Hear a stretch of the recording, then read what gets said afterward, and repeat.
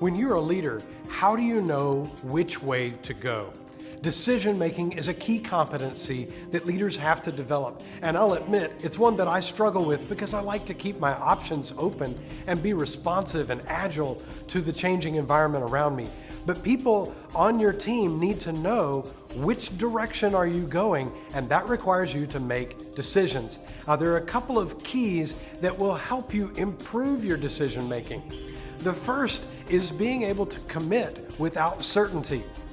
When I was a scoutmaster in our Boy Scout troop, we did a 53-mile backpacking hike through the wilderness in New Mexico, and we appointed each day one of the young men to be what we called the navigesser. We called him that because the navigesser had to choose which path we were going to take, even if they weren't sure.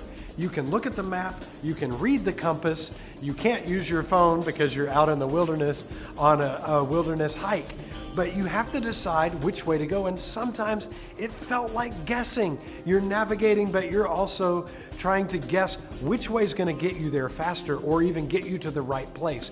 Being able to commit without certainty is a part of decision making.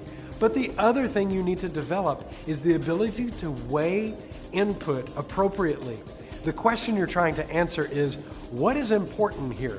Is it more important that we have buy-in and commitment from the team? Is it more important that we get it right? Is it more important that we have speed and beat the competition? These are all business values, and you as the decision maker have to weigh them and see which one is more important.